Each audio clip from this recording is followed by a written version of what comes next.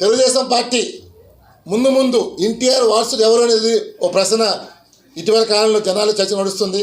అది జూనియర్ ఎన్టీఆర్ లోకేష్ అని. ఎప్పుడైనా సరే కొడుకు బిడ్డ వారసులు అవుతారు తప్ప కూతురు బిడ్డ కాదని చెప్పి మనవి చేస్తున్నాను.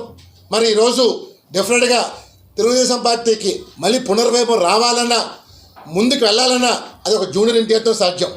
ఈరోజు నేను లోకేష్ని నేను విమర్శించడం కాదు, కానీ క్యాలిబర్ ఈవేళ జనాకర్షణ ప్రజాకర్షణ ఉన్న నాయకుడు ఉన్న లీడర్ అది ఒక ఎన్టీఆర్. ఎందుకంటే ఇటీవల మనం చూసాం బెంగళూరు వెళ్ళినప్పుడు, బెంగళూరు పర్యటన హాస్పిటల్కి వెళ్ళినప్పుడు దారి పొడిన జనాలు పక్క రాష్ట్రంలో కంట్రోల్ చేయలేపారు, పోలీస్ స్టేట్లు ఎత్తేసారు ఆ పబ్లిక్ని కంట్రోల్ చేయలేక.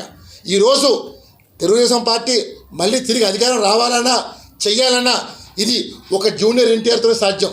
అందువల్ల దయచేసి నేను ఒకటే అంటే నేను రాజకీయాలు మాట్లాడట్లేదు, ప్రజల కోసం ఏదైతే ఎన్టీ రామారావు గారు పార్టీ పెట్టారో ఆశయాలు నిలబెట్టడం కోసం జూనియర్ ఎన్టీఆర్ రాజకీయాలకు రాబోతున్నారు. డెఫినెట్గా జూనియర్ ఎన్టీఆర్తోనే మనం చూసాం తమిళనాడులో ఏదైతే విజయ్ గారు పార్టీ పెట్టి ప్రపంచం సృష్టించారో నిజమైన లీడర్ ఎప్పుడు ఒకడే వస్తాడు.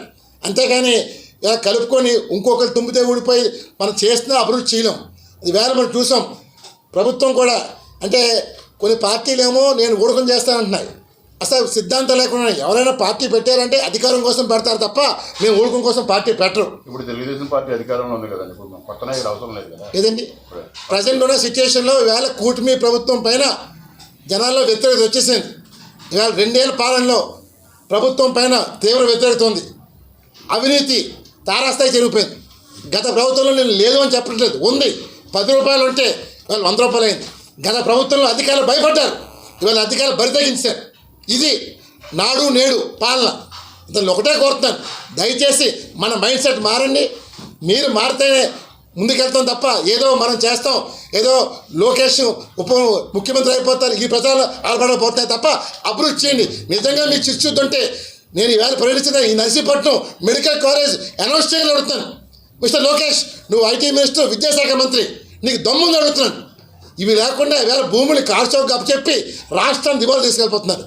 దయచేసి లోకేష్ని శ్రద్ధ వహించి నువ్వు మహానాడు లోపల నర్సీపట్నం మెడికల్ కాలేజ్ స్టార్ట్ చేస్తామని చెప్పి సీఎంతో చెప్పగలవని చెప్పి డైరెక్ట్గా లోకేష్ సవరిస్తున్నాను. చెప్పలేనప్పుడు నువ్వు సీఎం కాదు కదా, మంత్రి కూడా అన్నానని మనం చేస్తాను. జై హింద్.